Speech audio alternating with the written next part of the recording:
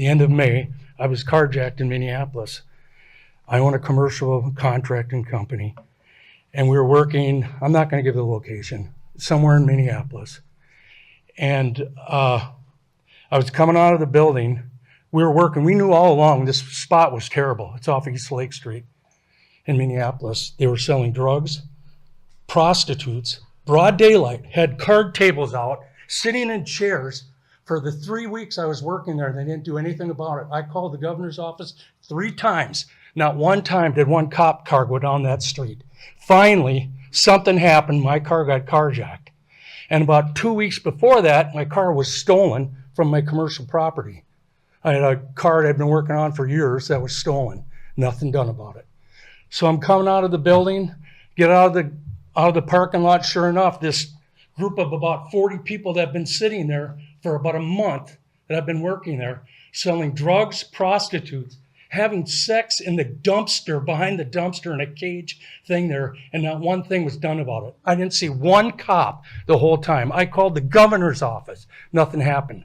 I got carjacked. I sat there, I called my brother. He came and got me, and I said, wait a minute, I got my Ford app on my phone. So I pulled up my Ford app. I followed the guy. It took me 2.5 hours. I finally got him.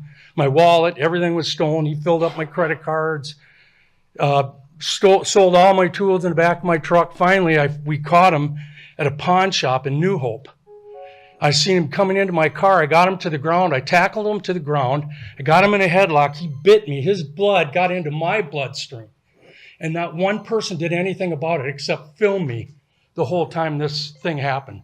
Finally, some lady come running back from about the 20 people watching this altercation happen, which nobody did nothing, called the cops, and the cops came. What did they do? They hauled him into an ambulance. And you want one? I said, no, I got to pay a deductible. I had to go, and it cost me thousands of dollars. I've had 2 vehicles stolen. The only reason I followed them is because I seen what happened in that building for 3 weeks. Not a thing was done. And while I was sitting in the cop car, while this was happening, they were coming up to the car and pounding on the windows as I was reporting to them. And she goes, I can't do a thing about it.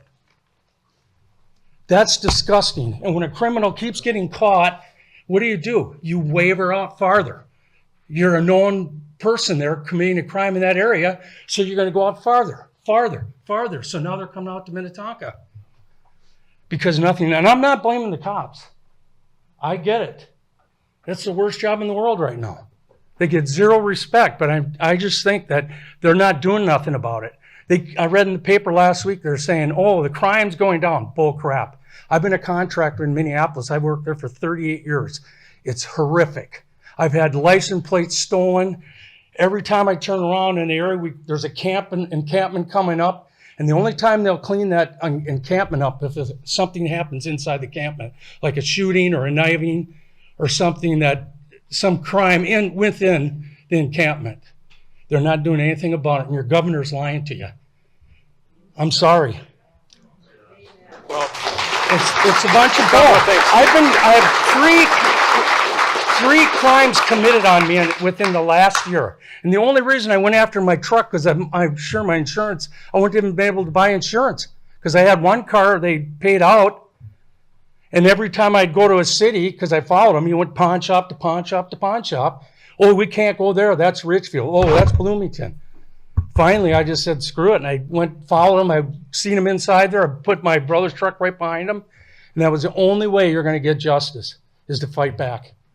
Well, thank you for your comments. You know, and I'm going to, a couple things. I did not get your name and your city. My name's Brian Anderson. I live in Minnetonka. Great, Brian, thank you. And then the other thing is, with all due respect to everyone, we don't applaud here. We try to maintain decorum because that's the way we do it in city council meetings. So I really respect your enthusiasm for some of the things that are said tonight, but let's just maintain our decorum, be respectful to everybody, and not intimidating to anybody. But thank you for coming forward. I appreciate it. Did you say they never charged him? Yeah, they never charged him. We had him. They arrested him. City New Hope. I called them 3 times. They wouldn't charge him. That's why you'll just go Right. out and do it again. Why I not? understand, that's. And my car was filled with busted crack pipes all over, it just reeked. We're not, you're not getting any argument here because All right. that's the I just had to experience. come up here. See you later. I appreciate it, thank you.